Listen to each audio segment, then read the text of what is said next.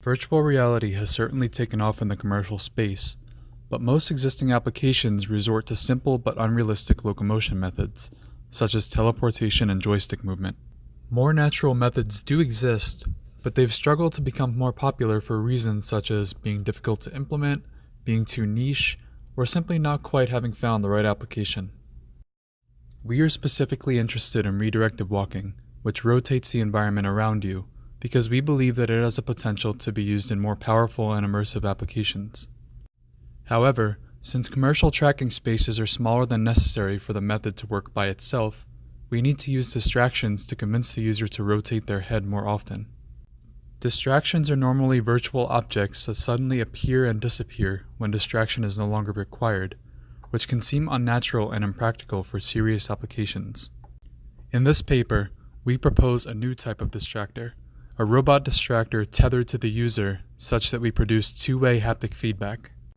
This robot distractor appears in the virtual environment as a persistent distractor, a virtual agent that always exists in the environment and helps to distract, but has natural behaviors that it can do when it doesn't need to. Our goal is to allow a user to free roam infinitely and uninterrupted through some arbitrarily large environment, such as a city. For example, imagine that you're walking your dog, represented by the robot, to the park. Whenever you need to be distracted, which you as the user wouldn't know, the dog ironically gets distracted and goes off to do something that in reverse distracts you.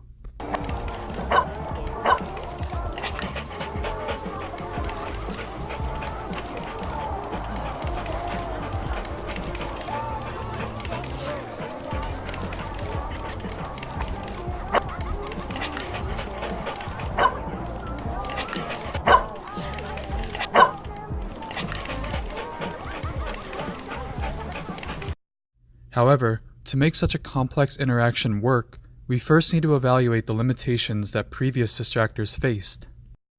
A major issue was that redirected walking worked independently of distraction, so when the user looks into the center of the tracking space at the distractor, redirection thinks that they're trying to walk that way, and it gets stuck, in that the redirection either becomes ambiguous and either doesn't move at all, or it oscillates between directions. We address this issue by explicitly deciding the direction based on where the distractor decides to go. Since the user is haptically tethered to the robot, they're physically coerced into rotating the way that we expect them to look at the robot distractor. Another issue was that the distractors were triggered on look direction, so simply looking around the environment could trigger it, even if the user isn't moving, and the distractor would end up being ineffective. We avoid that by checking if the user is looking away from the track space and if they're walking forward, which we assume means that they're clearly heading out of bounds.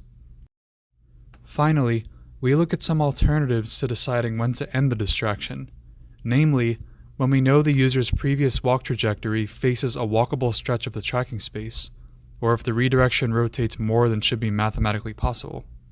Thus, we can end the distraction with a little more certainty. We created a virtual user that has randomized movements that are fairly similar to how a typical user might move, and we implement a virtual version of our robot distractor. The user traverses the fire drill scenario from the original redirected walking paper. We also implement soft and hard resets in case they get stuck.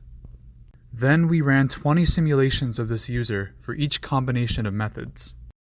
Our results show that using explicit direction during distraction completely eliminated any kind of reset. Our distractor start conditions don't help the virtual user much, but interact with the end conditions to improve performance overall, and our distractor end conditions significantly stabilize the distractor and prevent it from making a large number of small distractions.